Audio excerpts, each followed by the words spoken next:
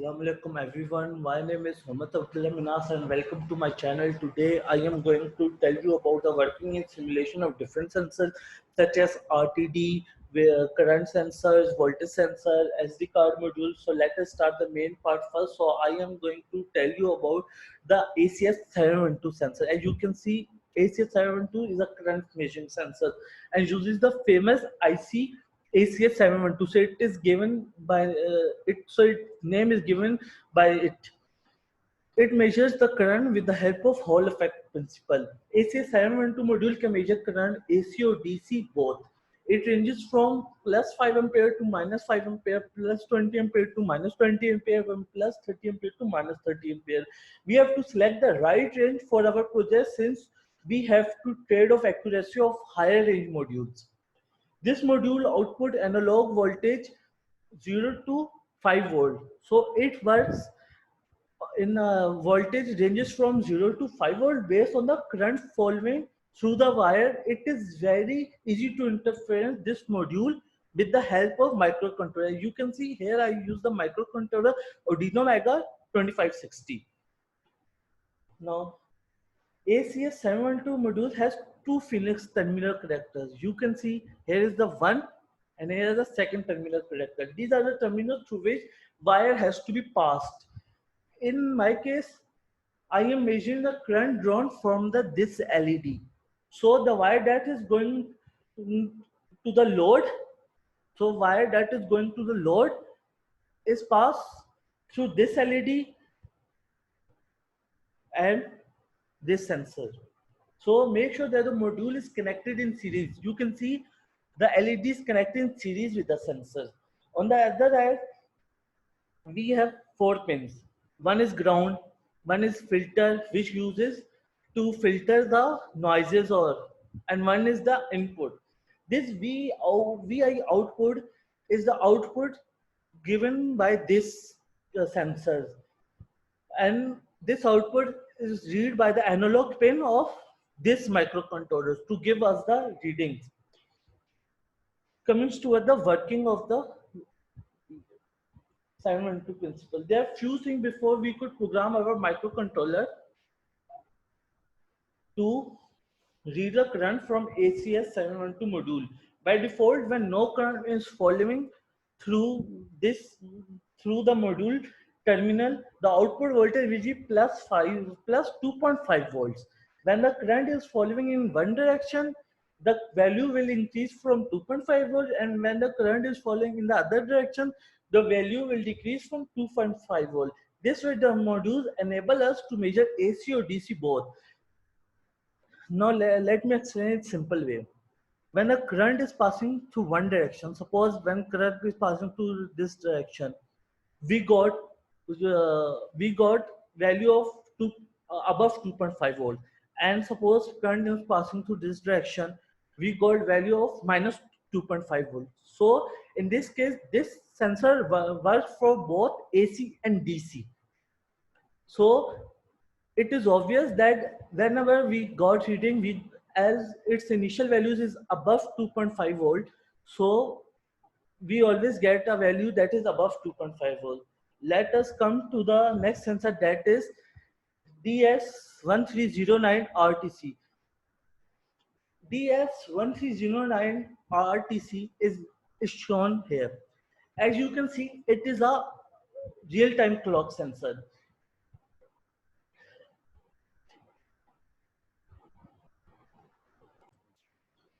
DC1307 is a real-time clock sensor, is a low power, full binary coded and a decimal BCD clock sensor.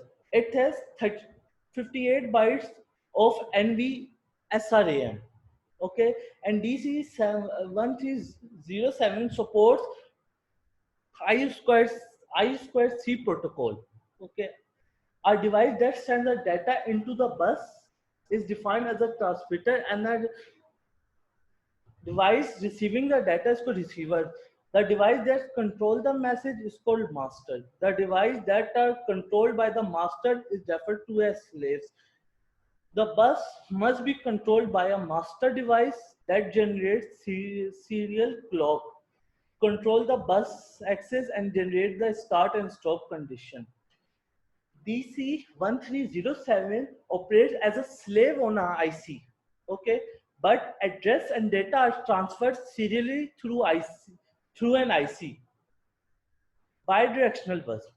The control cylinder provides second, minutes, hours, dates, month, and year information. As you can see, this is real-time clock sensor. So it provides different um, modes of time and dates. So that whenever we got reading from different sensors, so it saved them according to the specified time at which they are being taken. Okay, the DC1307 has a built-in power case circuit that detects power failure and automatically switches to the backup supply. So it has its own, you can say that it has its own backup power supply. Okay, it ranges from 0 degrees centigrade to 0 degrees centigrade to 70 degrees centigrade. Suppose if we are getting values 0 to 70 degrees centigrade, so in that case it works properly. Okay, and in case of voltage it operates in 0.8 volt. So let me tell you about what these mean, what these x1, x2, scl, sda, sout mean. X1 and x2, connection for standard 32.78 kilohertz quad crystals. These are for the connection. The initial oscillator circuitry is designed for the operation with a crystal having a specified load capacitance of 2.5 picofarad. X1 is the input to the oscillator, as this is the input that we give to oscillator and can optionally be connected to the external oscillator. The output of the internal oscillator X2 is floated in any external oscillator connected to X1. So this is connected to oscillator and this is connected to any other oscillator for the output. This is input and this is output. What does mean by SCL? Now we are going to see it.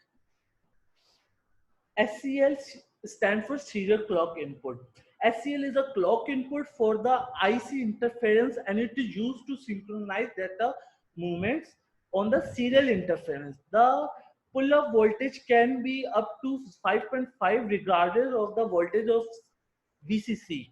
So it can give us voltage. It operates on a voltage of maximum to 5.5 volts. So it can go to 5.5 volts. What does mean by SDA? Serial data input output. SDA is the data input output of IC serial interference. The SDA pin is open drain and requires an external puck resistance. Okay, the pull-up voltage can be up to 5.5 volts regardless to VCC. So SDA data input and SCL clock input. Okay, now what is SOut? SOut driver when enables the SOut pin output one of the four square wave frequency. So it gives us the frequency of four square waves that we are given. Okay, now let us see what is mean by VBAT. VWAT, backup security input for any standard 3-volt lithium cell or other energy sources.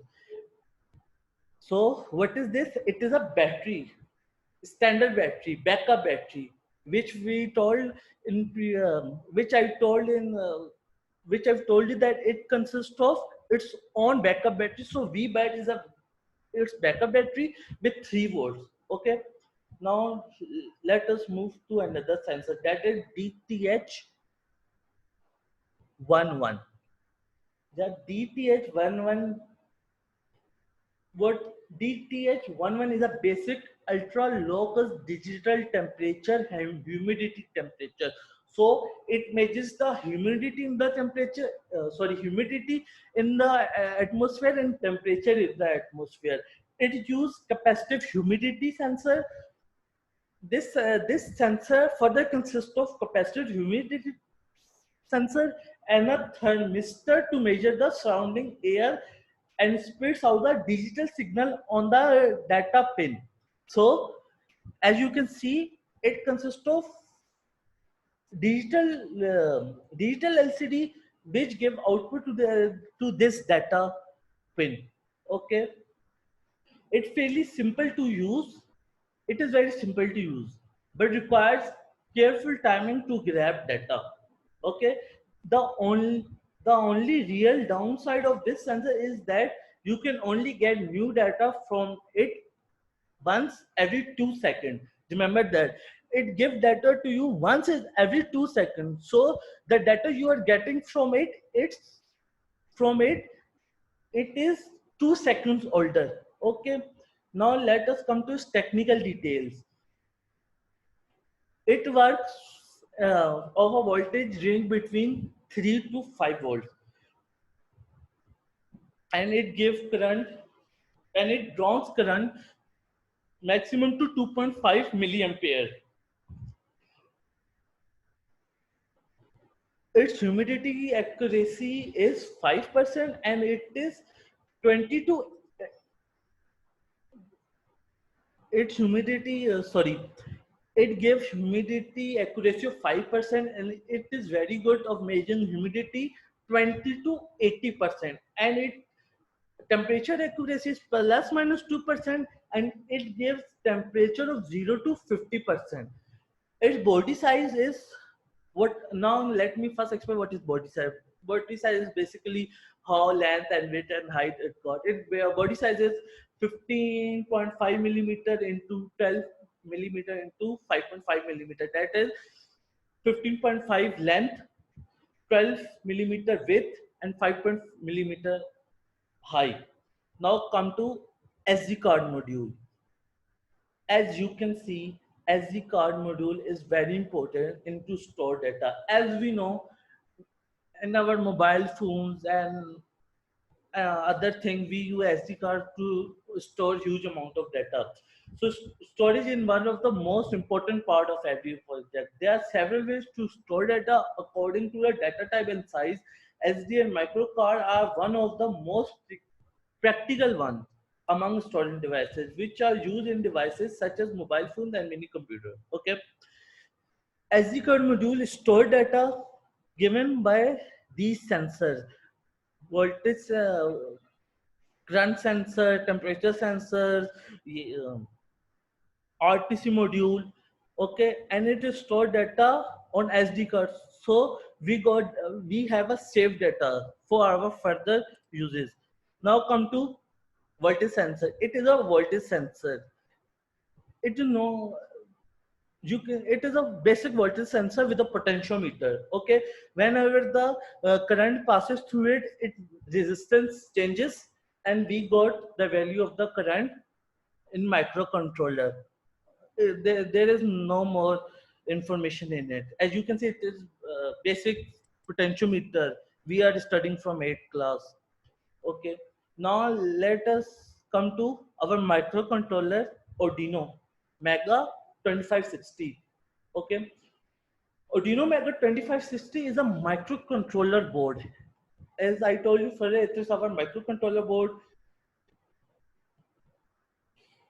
on the 80 Mega 250 2560. It has 54 digital input output pins. The input output phase of which 15 can be used as the PWM outputs, 16 analog inputs, 4 UARTs hardware serial imports, a 16 microhertz crystal oscillator, a USB connector, a power jack, and a ICSP header and a rest button. So if we count, our microcontroller consists of uh, reset button, ICSP headers, power jack, USB connections, 60 microhertz crystal oscillator, 4 UARTs, 16 analog inputs, and 54 digital input output. So there are basic 8 components in our microcontrollers. Okay. Now let me explain you about the program of our microcontroller. So and the way it works. So as you can see, program is very necessary for the sensors to work because the scientist has because artificial intelligence is its initial stages. Okay, and there is no sensor right now that can store values of its own. So if we want them to work, then we have to give them some commands so that they can work properly, because they do not have human mind like us. So first we included basic libraries. This is for SD card, this is for DTH sensor, and this is for RTC. Okay, first I am defining DTH pin at which it is connected, that is pin number 6. Okay, now I am going to start. Now I am going to Now I am going to make a file to store the data. As you can see here, I write create a file to store data. This is the main file that store the data. First of all, for RTC, I initialize this initialize the some values, that is sensitivity is 185, current pin is A7, that is the current pin of RTC is connected to A7, etc, etc. Void setup. Now coming to the main part. Here I start our program such that when the RTC get any value, that is get any value, sorry about that, when RTC get no value, that is if the serial begin is has no value, then it will show that couldn't find RTC, so that RTC is disconnected. That is if it could not find serial, that means RTC is disconnected, couldn't find RCT. Else if we get any date, time, or year, then it will show us the value of date, time, hours, that it is running. Okay, now coming towards the SD card. Here we again initialize serial dot print, initializing SD card. So when our program runs, it first print this part serial dot print, initializing SD card.